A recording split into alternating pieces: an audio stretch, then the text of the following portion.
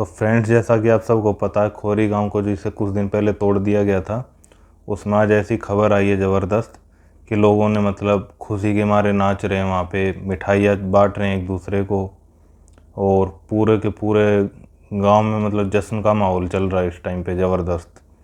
लोग ऐसे बियर की बोतलें उड़ा रहे हैं मज़े से। तो अब आप सोचेंगे कि ऐसी क्या खबर आ गई जिससे उनका मकान जिनके तोड़ दिए गए थे इतने खुश हो गए अचानक। तो मैं आपको बताना चाहूँगा कि इस खुशी की जो वजह है वो मंत्री जी का बयान है।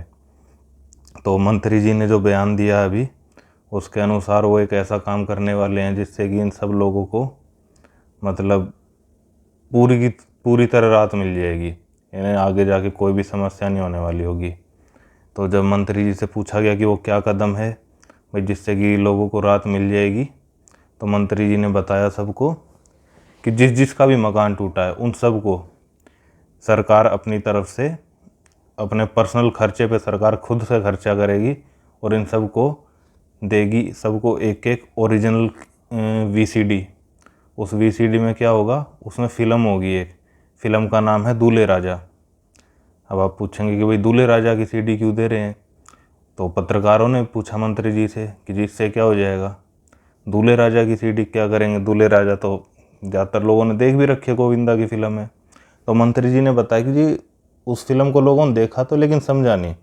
उस फिल्म में क्या है, उसमें कुछ ऐसी स्टोरी थी, वहाँ पे कब्जा कर खाली करवाना चाहता था एक बहुत बड़े होटल का मालिक। सामने एक ढाबा होता था गोविंदा का, उसे हटवा देना चाहता था क्योंकि उससे ना उसकी वजह से उसके 5 स्टार होटल की शो ख़राब होती थी।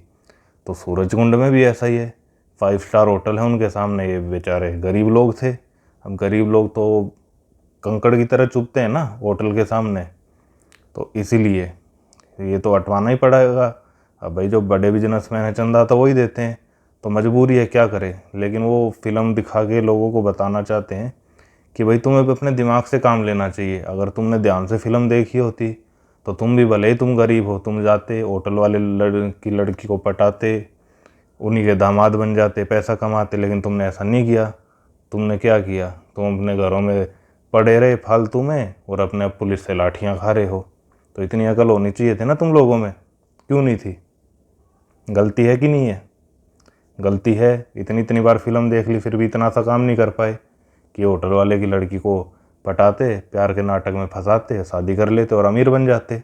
ज़रूरत ही नहीं थी तुम्हें आज इतनी गर्मी में वहाँ पड़े रहने की। तो यही बात हुई। इसके अलावा मंत्री जी से ये पूछा गया कि इन्हें तोड़ा क्यों गया है वैसे, क्योंकि पहाड़ी वहाड़ी तो आजकल बची नहीं है, एनवायरनमेंट को कोई ऐसा ख़ास खतरा है नहीं। लेकिन जी उन्होंने कहा कि ये तो ऊपर से ऑर्डर आया है तो इस पे तो कार्रवाई होनी चाहिए, इस पे कार्रवाई होनी चाहिए। हालांकि इस पे कार्रवाई हो उससे लोगों को कोई दिक्कत नहीं है। लोग कहते हैं कि ठीक है जी कार्रवाई कर दो, सुप्रीम कोर्ट का ऑर्डर है, लेकिन हमें तो दूसरी जगह दे दो ना, आप हमें दूसरी जगह बसा दो, हमें कोई दिक्कत नहीं है। सुप्रीम कोर्ट के आप ऑर्डर की पालना करो। हमने आपको वोट दिया, वोटर कार्ड आपने तो बनवाए थे हमारे, हमने आपको वोट दिया।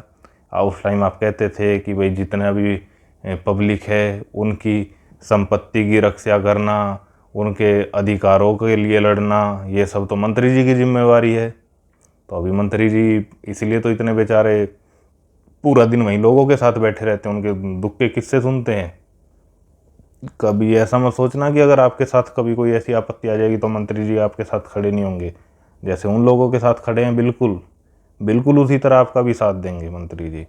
मंत्री जी बहुत अच्छे हैं।